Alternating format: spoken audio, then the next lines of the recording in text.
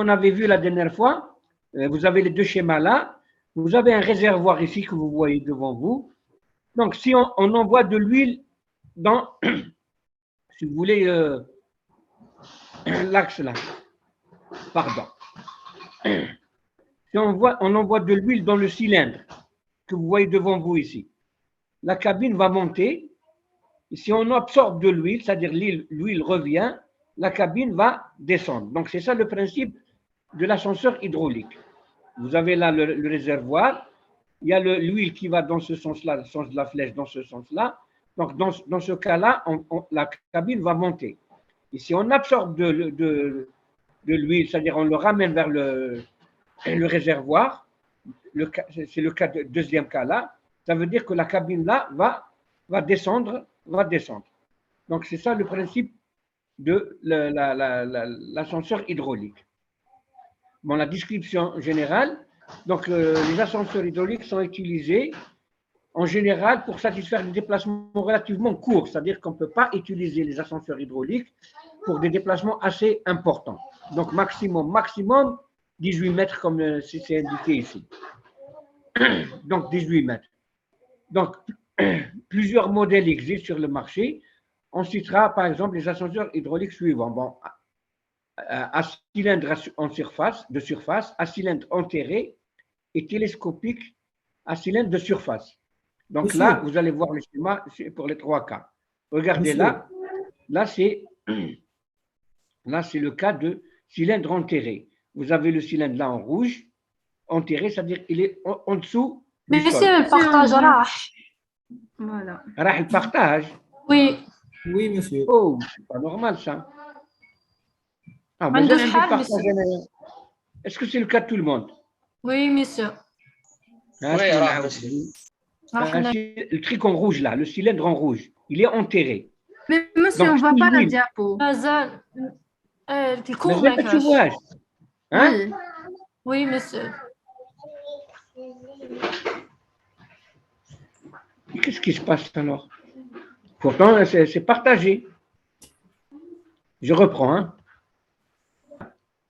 Donc, si on fait passer de l'huile du réservoir vers le cylindre, donc c'est-à-dire qu'on va remplir le cylindre, c'est-à-dire on va pousser le cylindre, si vous voulez, vers le haut, donc la cabine va monter. Donc là, c'est le cas d'un cylindre enterré. Maintenant, si on absorbe de l'huile, plus qu'on absorbe vers le réservoir, le cylindre la cabine va descendre. D'accord? Ça, c'est dans le cas d'un cylindre enterré. Il y a un deuxième cas, il y a le cylindre à surface. En surface, c'est-à-dire là, vous voyez le cylindre en surface là, directement. Donc, si l'huile, c'est de la même façon, si on fait ramener de l'huile du réservoir vers le cylindre, la cabine va monter. Si on fait le sens inverse, la cabine va descendre. D'accord? Il y a le troisième cas que vous voyez devant, je vais vous montrer.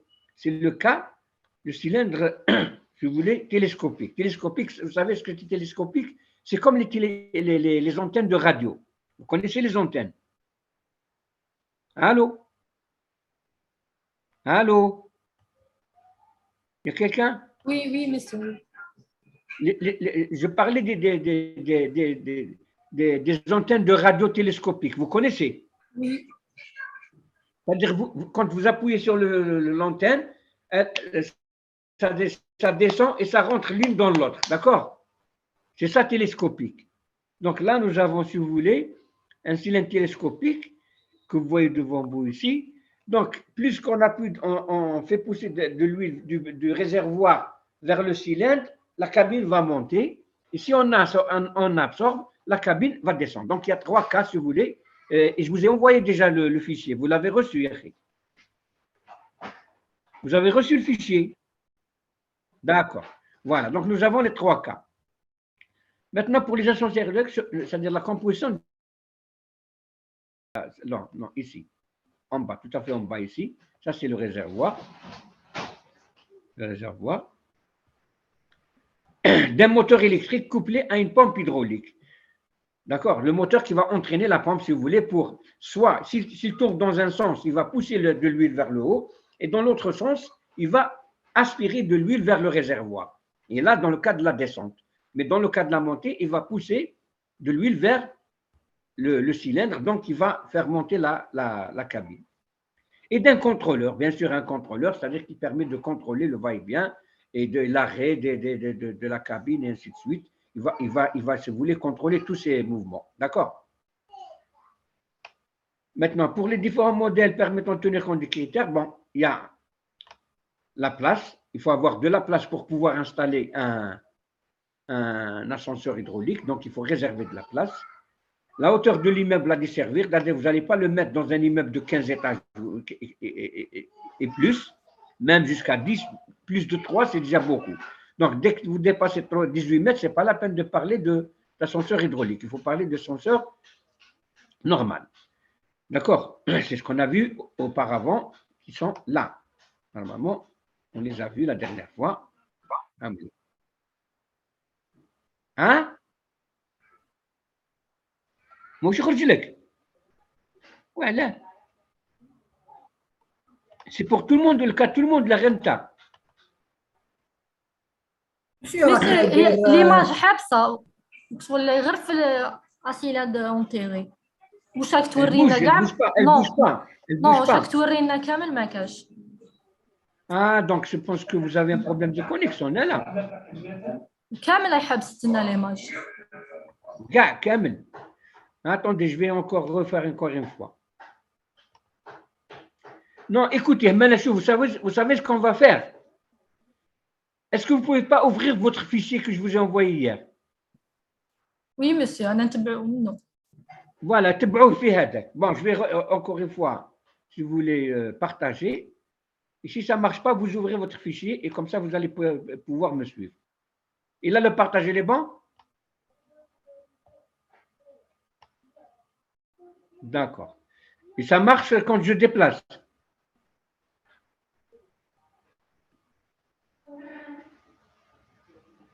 Voilà.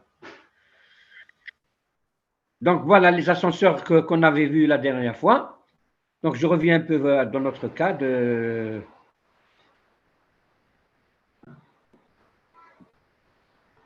Voilà. Donc, on avait dit que les critères, les différents critères pour installer un ascenseur hydraulique, il faut de la place d'abord. La hauteur de l'immeuble à desservir, il ne faut pas que ça dépasse 18 mètres. C'est-à-dire le cas d'un ascenseur normal. D'accord? Maintenant, est-ce que vous voyez ça? Allô? Pour moi, non. Mais qu'il y ait partage. ما عندكش partage. On ne voit rien, monsieur. C'est عندك le fichier. Oui, on est le fichier, monsieur. D'accord. Là où il y a énergie. Bon, l'énergie, parlons des ascenseurs hydrauliques, pose un problème dans le cas où il n'y a pas de contrepoids, parce que dans le cas d'un ascenseur hydraulique, il y a un problème d'énergie, c'est-à-dire qu'on doit fournir beaucoup d'énergie. Pourquoi? Parce qu'il n'y a pas un contrepoids qui compense une partie du poids de la cabine.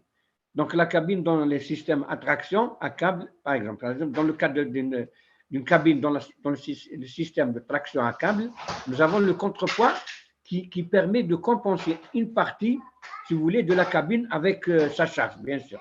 Il y a la cabine et il y a la charge à l'intérieur. Par contre, dans le cas d'un ascenseur hydraulique, il n'y a pas de contrepoids. Donc, on doit appliquer une force qui est égale à la totalité du poids de la cabine. D'accord? Bon, on va parler un peu des avantages et des inconvénients. Bon, les avantages, si vous voulez, l'avantage, c'est la précision au niveau des déplacements, c'est la mise à niveau, c'est-à-dire que nous avons une bonne précision dans le cas des moteurs, des ascenseurs hydrauliques. Il y a un réglage facile de la vitesse de déplacement, d'accord? Ne nécessite pas un cabanon de machinerie, c'est-à-dire on n'a pas besoin d'une salle machinerie en haut ou bien en bas de l'immeuble. On n'a pas besoin de ça. Implantation facile dans un immeuble existant. Donc, si on a un immeuble existant où on a le vide alloué et, si vous voulez, est présent, donc là, on peut l'installer sans problème. Par contre, il y a beaucoup d'inconvénients. Il y a d'autres inconvénients qui sont importants. Bon, la course verticale, on vient de dire que ça ne dépasse pas 18 mètres, c'est ça l'inconvénient. Au-delà de 18 mètres, on ne peut pas l'utiliser. Le risque de pollution, j'avais parlé déjà de ça tout à l'heure, la pollution, c'est-à-dire qu'il y a l'huile et tout, donc les lubrifiants là, il y a risque de pollution. La consommation d'énergie est importante, comme je vous ai dit, parce que là, dans l'ascenseur hydraulique, il n'y a pas de contrepoids, donc il n'y a pas de compensation d'une partie du poids de la cabine. Donc, on doit fournir une force égale, égale au poids de la cabine et avec sa charge pour pouvoir la faire déplacer. D'accord? Et nécessité de renforcer la dalle de sol, c'est-à-dire pour la dalle de sol, il faut qu'elle soit importante, c'est-à-dire il faut qu'elle soit très solide. Sinon, ça ne marche pas. D'accord? D'accord? Est-ce que vous m'entendez? Allô? Allô?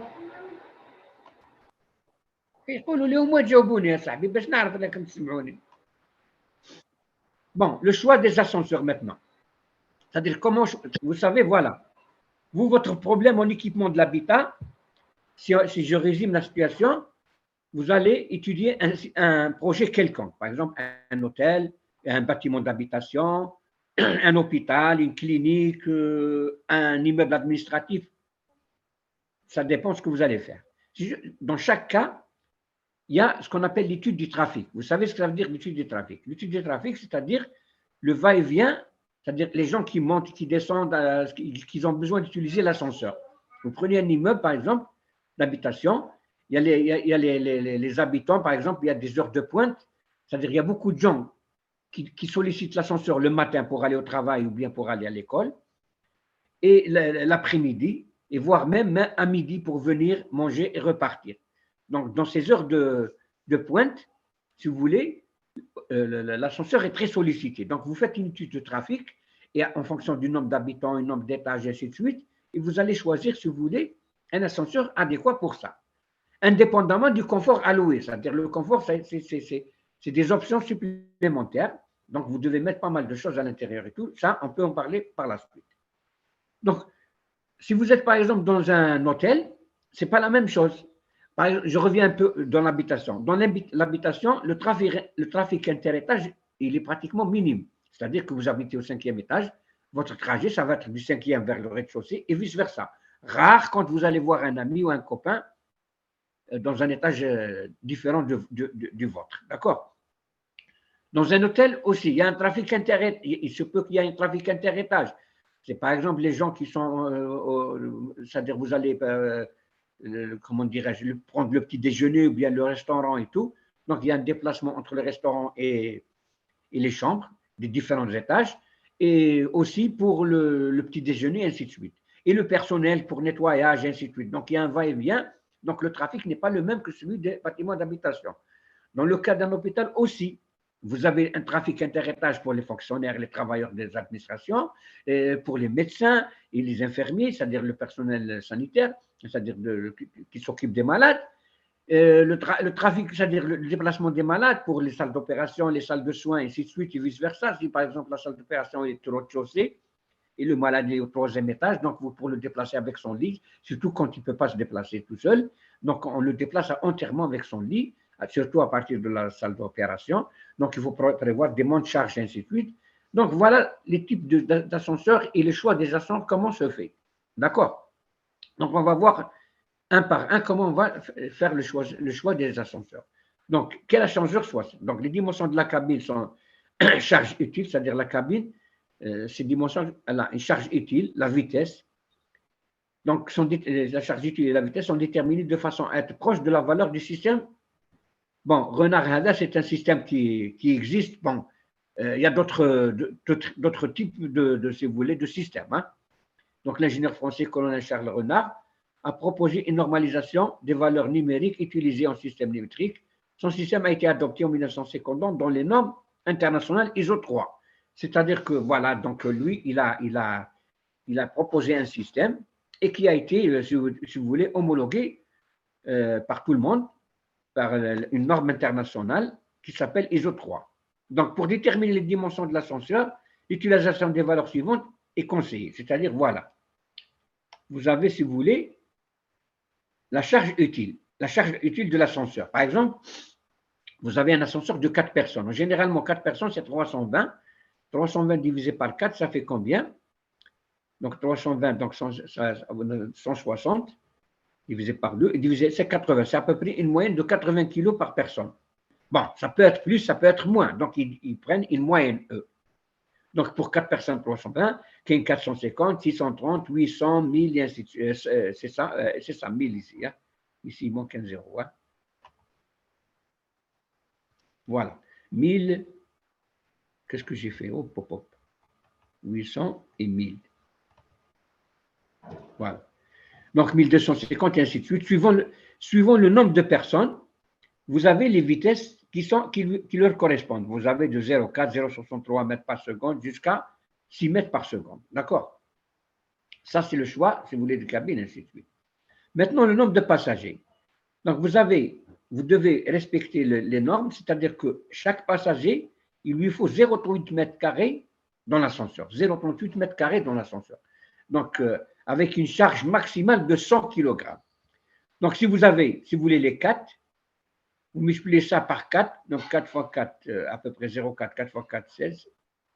Donc, pour une personne, c'est-à-dire vous considérez une personne, voilà ce que vous devez respecter.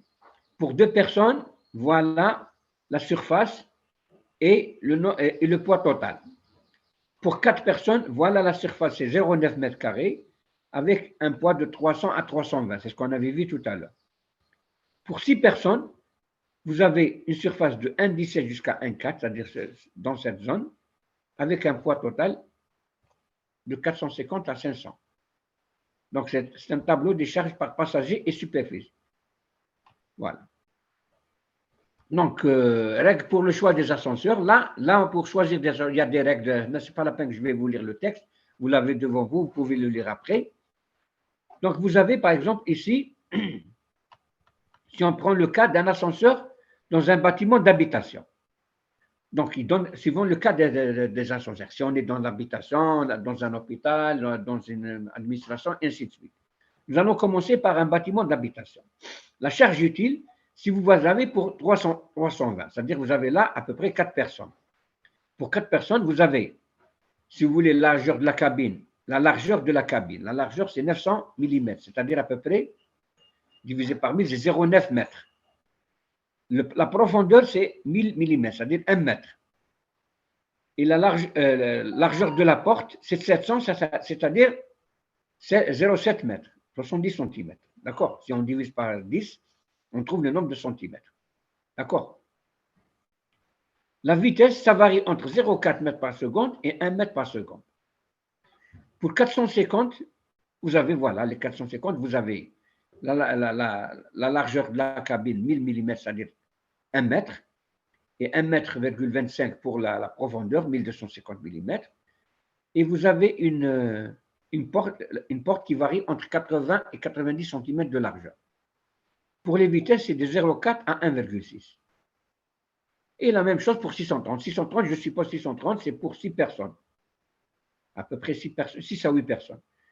Donc, vous avez 1,1 m de largeur, 1,4 de profondeur, et la largeur de la porte, c'est de 80 à 90, c'est la même chose que celle de 450. Et là, vous avez la vitesse qui peut varier de 0,4 m par seconde jusqu'à 2,5 m par seconde. On ne peut pas dépasser, si vous voulez, augmenter la vitesse indéfiniment, parce que comme je vous ai dit la dernière fois, il faut tenir compte de ça. Quand c'est des déplacements des individus, les individus ne peuvent pas supporter de grandes vitesses parce qu'ils risquent d'arriver en haut, ils sont KO, ils ne sont plus debout, ils sont évanouis. Donc, si on vous fait monter dans un ascenseur à une grande vitesse, une fois que vous arrivez en haut, vous êtes plus normal, c'est-à-dire que vous allez tomber, parce que vous n'allez pas pouvoir supporter ce changement brusque de vitesse. D'accord? Donc, on ne peut pas augmenter la vitesse indéfiniment. Il y a une certaine vitesse qu'il ne faut pas dépasser. Et là, pour la charge, vous voulez de 1000 kg, si vous avez 1000 kg, donc je suppose, si on prend une S, ça va être 12 personnes, 10 à 12 personnes. Donc, vous avez une profondeur de 1,1 mètre et de 2,1 mètres plutôt, vous avez une largeur de 1,1 mètre et une profondeur de 2,1 mètre. Pour les vitesses, c'est toujours, pour la largeur de la porte, c'est toujours 80-90, c'est norme. Voilà, les normes des portes, c'est entre 80 à 90. Pour la vitesse de 0,4 à 2,5, c'est la même chose que celle de 8 personnes, et ainsi de suite. Donc voilà, si vous optez pour un ascenseur d'habitation, donc vous avez ça. Maintenant, dans un immeuble d'habitation, vous avez les différentes catégories que vous voyez devant vous. Donc, si vous avez un immeuble de 4 étages, là, vous n'avez pas besoin d'utiliser de grands ascenseurs. Donc, vous pouvez prendre celui de 4 personnes. Si vous avez 8 étages, donc il y a beaucoup de monde qui demande l'ascenseur, donc là, on peut augmenter jusqu'à 450. Plus de 8 étages, on prend 630 ou là, 1000. D'accord? Donc, suivant la hauteur de votre ascenseur, de votre immeuble, pardon. D'accord? Maintenant, pour le cas d'un hôpital, si on est dans un hôpital, regardez, les dimensions changent. Par exemple, la charge utile, 1275. Donc là, la largeur, c'est 1,2 m, la profondeur, 2,3 et les portes, c'est 1,10. Vous savez pourquoi 1,10? Parce que quand il y a beaucoup de monde, et peut-être il y a du matériel, ça dépend de ce qu'on fait monter, donc il faut que la largeur de la porte soit importante. Ça, c'est pour le cas de 1275. Bon, je ne peux pas vous dire combien pèse un lit, mais là, par exemple, pour un lit, pour 2500 ou pour 2000, ça peut être un lit. D'accord, 200 kilos. Donc, il y a aussi ici 1600. Vous avez, pour 1600 kg, vous avez une largeur de 1,4 m, ça fait 140 cm ou la 1400 mm, une profondeur de 2,4 m ou les 240 cm, et la largeur de la porte peut aller jusqu'à 130 cm, très large. C'est-à-dire un lit, il peut passer. Un lit d'un hôpital, il peut passer pour entrer. Et les vitesses, vous les voyez, c'est toujours autour de 0,63 jusqu'à 2,5 mètres par seconde. Donc voilà, suivant le cas de l'hôpital que vous utilisez, suivant les dimensions des lits qui sont utilisés, on opte pour l'une ou l'autre. D'accord? Ou bien pour les deux. On peut utiliser une, par exemple, pour déplacer des petits chariots et ainsi de suite, et utiliser une grande pour déplacer les malades, par exemple celle-ci ou celle-ci. D'accord? Est-ce que vous m'entendez? Allô? Oui, monsieur. Allô? Oui. Hein? Oui, monsieur, on vous entend. Oui. Vous m'entendez? D'accord, très bien, très bien. Donc, si vous avez des questions, je suis à votre disposition. Hein? Vous pouvez me poser des questions, pas de problème. Donc voilà, c'est pour le cas d'un hôpital. Voilà. Bien sûr que, regardez, que là c'est-à-dire que on n'a pas dit si c'était des monts de charge ou bien des ascenseurs. Donc, si par exemple, vous prenez des lits, on appelle ça monts de charge. En même temps, ascenseur, on peut déplacer aussi le personnel médical. Hein. Donc, il n'y a pas de problème. Donc là, on voit en fonction des dimensions des trucs à déplacer, des choses à déplacer, c'est-à-dire si c'est des petits chariots, ou bien le lit d'un malade, ou bien le déplacement de personnes et tout, on choisit l'un ou l'autre, ou bien deux. On met un pour les malades et un pour le déplacement du personnel médical. D'accord? Donc, c'est à vous de choisir suivant le nombre, si vous voulez, de malades. Est-ce que c'est un grand hôpital, ou bien une petite clinique, ou bien un petit service d'un hôpital, et ainsi de suite. D'accord? C'est à vous de voir. Bon, il y a ici ascenseur pour usage général, c'est-à-dire petit bureau.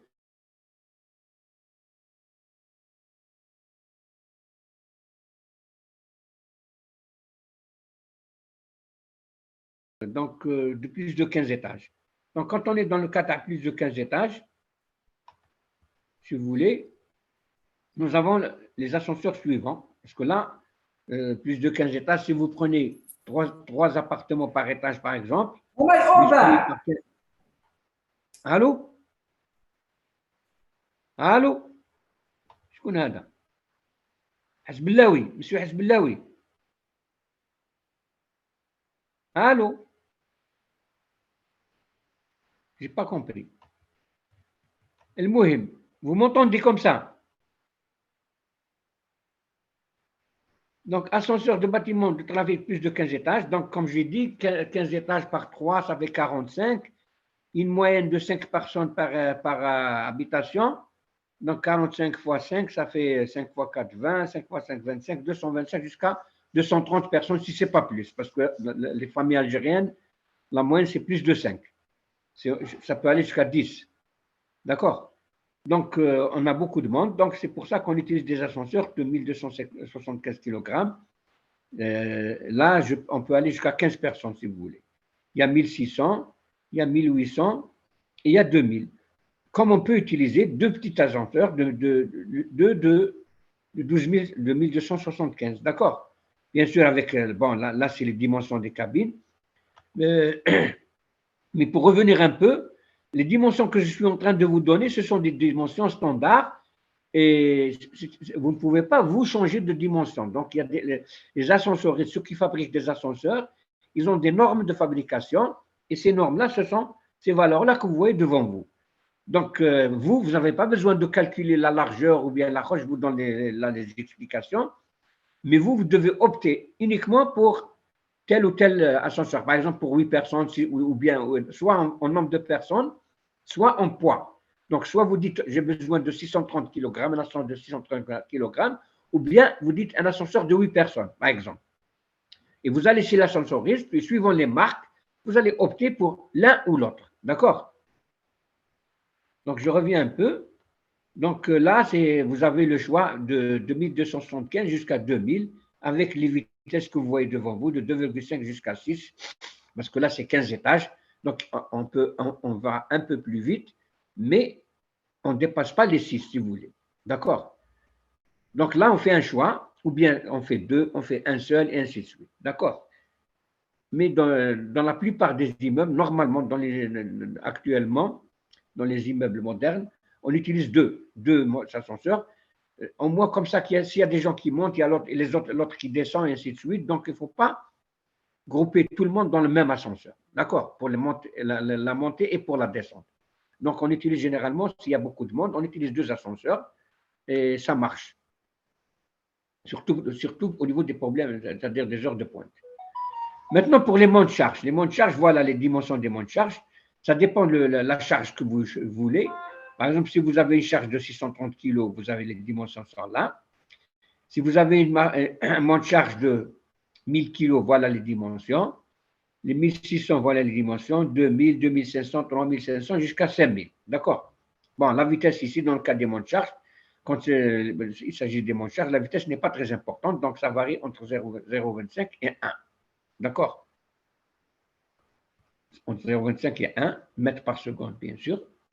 Donc là, vous choisissez. Donc, il y a certains immeubles, je vous donne un exemple, pour revenir un peu c'est-à-dire sur vos sujets. Si vous avez, par exemple, un hôtel, donc vous devez prévoir des ascenseurs pour le déplacement des personnes et un ascenseur pour les charges. Donc, vous devez prévoir aussi un monte-charge. Parce que là, il y a un monte-charge, par exemple, je vous donne un exemple très simple. Il y a un monte-charge pour transporter, si vous voulez, les meubles et ainsi de suite, pour transporter la bouffe, par exemple, du restaurant vers les étages, et ainsi de suite. Et il y a les déplacements inter-étages et le déplacement des personnes à l'intérieur de l'hôtel. Si c'est un hôpital, la même chose. Vous devez prévoir des monts de charge pour les malades avec leur lit, des monts de charge pour les petits chariots, pour les déplacements de la nourriture, pour la bouffe, et ainsi de suite, et les ascenseurs pour le déplacement des personnes. Donc, vous pouvez faire 2 à 3. D'accord? Ça dépend du service et du nombre de personnes, si vous voulez, hospitalisées. Le nombre que vous pouvez accueillir, bien sûr. La dimension de votre hôpital ou bien clinique, et ainsi de suite. Donc, c'est à vous de voir si vous avez beaucoup de monde ou moins de monde, et ainsi de suite. Si vous avez un grand hôpital ou bien un service ou bien plusieurs services. Donc là, suivant le cas, vous utilisez et vous choisissez. Bon, s'il y a plusieurs services, dans chaque service, vous pouvez prévoir un ascenseur et un monte charge. Parce qu'il y a le déplacement des personnes et des malades et le déplacement de personnes médicales, du personnel médical. Donc, c'est à vous de choisir et de combiner entre ces ascenseurs-là. Vous avez les différents types d'ascenseurs, comme depuis le début, un bâtiment d'habitation, pour les hôpitaux, pour les bureaux et les hôtels, et pour les bâtiments de grande, c'est-à-dire de grande hauteur, les IGH, les bâtiments avec plus de 15 étages. Et il y a aussi les monts de charge que vous avez devant vous. D'accord?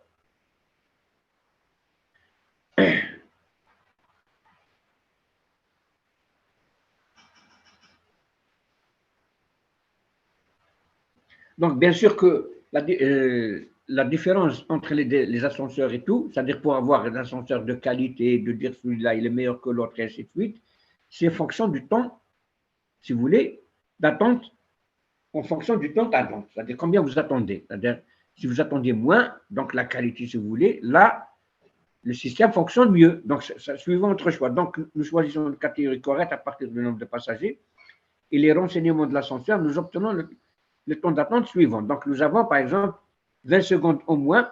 C'est un excellent système. Vous attendez 20 secondes, c'est 3 fois rien. 25 secondes, c'est un bon système. 30 secondes, système acceptable. 40 secondes, mauvais système. 50 secondes ou plus, système inacceptable. Bien sûr que dans notre cas, si vous prenez le cas de l'Algérie, vous pouvez attendre des minutes. Hein. Ce n'est pas une affaire de secondes. Mais, c'est-à-dire généralement, quand je dis, si vous voulez, ces calculs-là, comment ils sont faits? Si vous prenez par exemple un immeuble d'habitation, vous mettez par exemple deux ascenseurs de 8 personnes. Bon, il y a des gens qui descendent et d'autres qui montent et ainsi de suite. Si le temps d'attente est faible, parce que ça dépend du nombre d'étages que vous avez, si vous avez 4 étages, c'est-à-dire 6 étages ou 5 étages ou 15 et 10 et tout, ce n'est pas la même chose. Donc, suivant le nombre d'étages, vous choisissez des ascenseurs, 1, 2, voire même jusqu'à 3 ascenseurs si le meuble est très grand, s'il y a beaucoup de monde. Et là, il faut minimiser le temps d'attente. Il ne faut pas que les gens attendent beaucoup pour descendre ou bien pour monter. D'accord? Donc, la qualité d'un bon fonctionnement d'ascenseur, c'est quand le temps d'attente est faible. Donc, c'est à vous de choisir. Si vous mettez dans un immeuble de 15 étages, vous mettez un ascenseur de 4 personnes et un seul, c'est normal que vous allez attendre peut-être voire même des dizaines de minutes. Parce que le temps qu'il monte, le temps qu'il descend, et il ne prend que 4 personnes, il ne peut pas prendre tout le monde. Donc, ça va prendre beaucoup de temps. Donc, c'est à vous de voir et de prévoir le nombre d'ascenseurs. Et ça, c'est au préalable, mais pas uniquement, pas quand l'immeuble est construit. Donc, dès le départ, avec l'architecte, vous prévoyez, vous dites que c'est un immeuble d'habitation, il y a par exemple le temps d'habitants par étage et le nombre d'étages. Et donc, vous allez opter, vous faites étude du trafic, va-et-vient sur tous les heures de pointe, le matin et l'après-midi, surtout quand ils reviennent du boulot ou bien de l'école et vice-versa.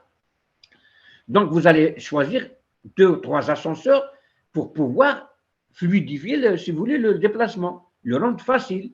Donc, un temps d'attente très faible.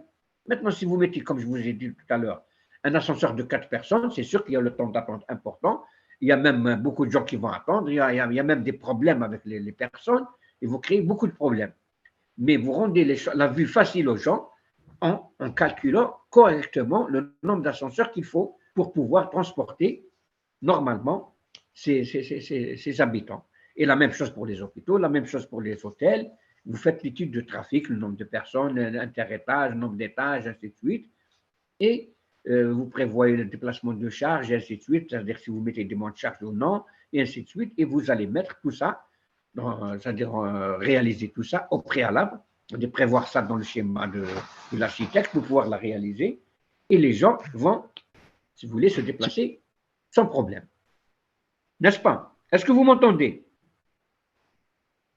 Allô? Donc, de toute façon, je vous ai parlé grosso modo. Bon, c'est un cours, l'arabe, je vous m'excusez, c'est un cours où il y a des données, c'est des trucs, des définitions. Gars, ce n'est pas quelque chose de formé, vous êtes habitué aux formules et tout. Bien que nous allons étudier après, faire des exercices où on va calculer pas mal de choses, on va faire des exercices. Mais pour le moment, pour ce qui concerne le choix des ascenseurs et ainsi de suite, c'est ce genre de cours. Donc, c'est à vous de voir. Et si vous avez des questions à poser, vous me dites. Donc, vous pouvez me poser n'importe quelle question. Demain, vous allez avoir un projet, comment vous allez procéder ou là. Vous pouvez, je suis à votre disposition pour les questions. Est-ce que vous avez des questions? Hein? Mademoiselle. Mademoiselle. Khaoula, c'est ça? C'est qui?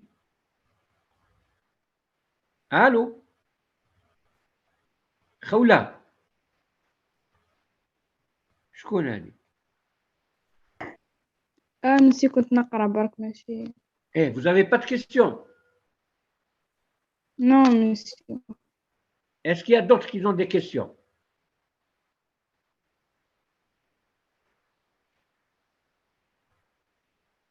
Je suis à votre disposition. Posez-moi des questions parce que demain, vous allez avoir un projet et vous allez être coincé.